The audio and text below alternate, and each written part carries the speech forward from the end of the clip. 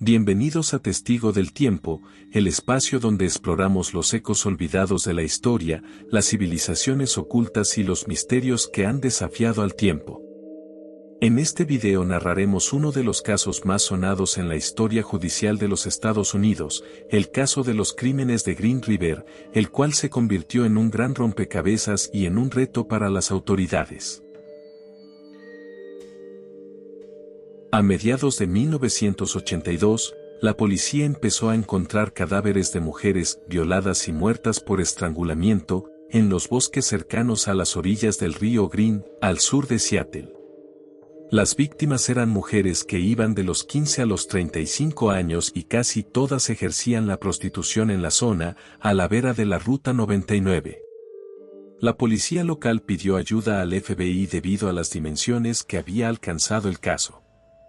Se formó un grupo de trabajo de 55 personas, entre policías y agentes federales, para investigar las muertes y atrapar al asesino.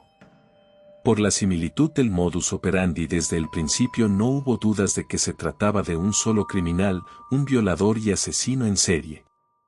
Para 1986, el número de víctimas superaba la veintena y aunque la policía detuvo e interrogó a varios sospechosos, ninguno encajaba con el perfil del asesino que buscaban.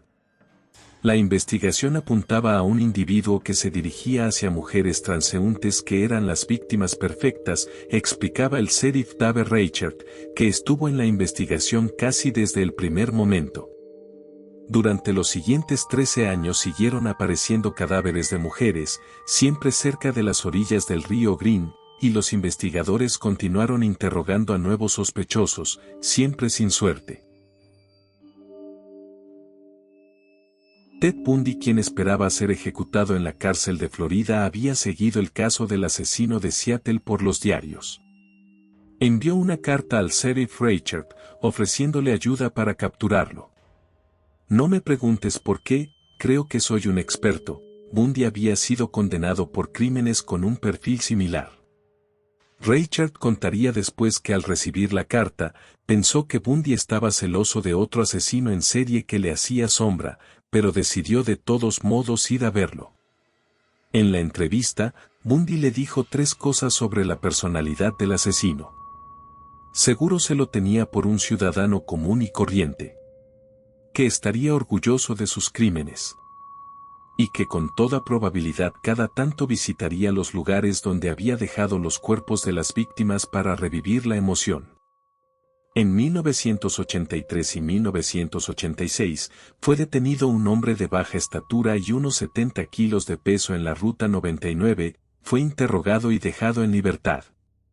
Sin embargo, el sheriff Reichert desde ese momento comenzó a sospechar de él. Se trataba de Gary Leon Ridgway, un devoto pentecostal. Para 2001, las pruebas de ADN comenzaron a generalizarse en las investigaciones policiales de los Estados Unidos. Reichert decidió apelar a esa nueva tecnología tan prometedora. Estaba seguro que comparando las muestras de algunos sospechosos con la evidencia que la investigación había recogido en los cuerpos de las víctimas podría identificar al asesino de Green River.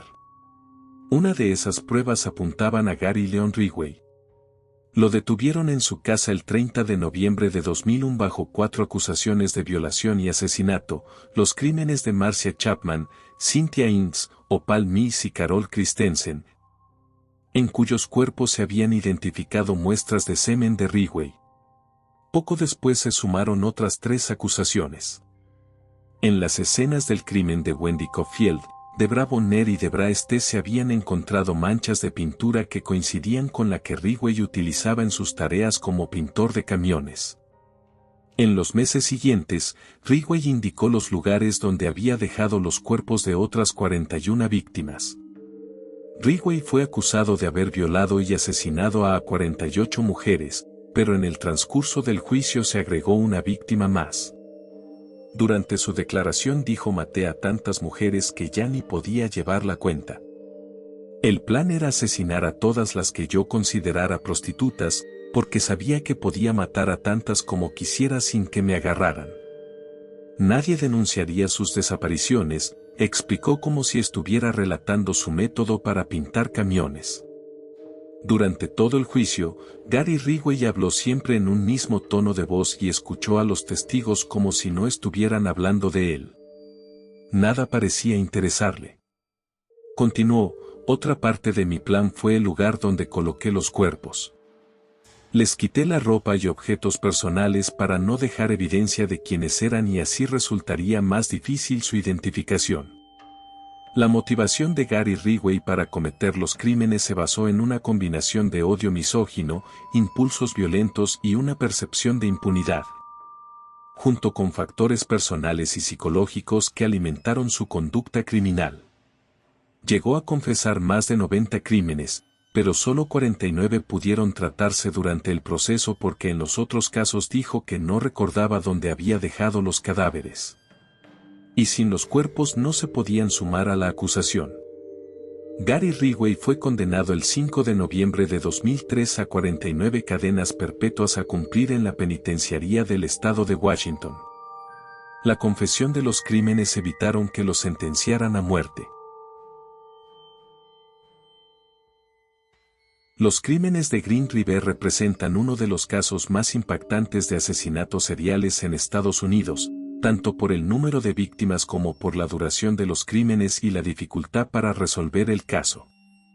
El proceso implicó décadas de investigación y el uso de los avances tecnológicos en criminología.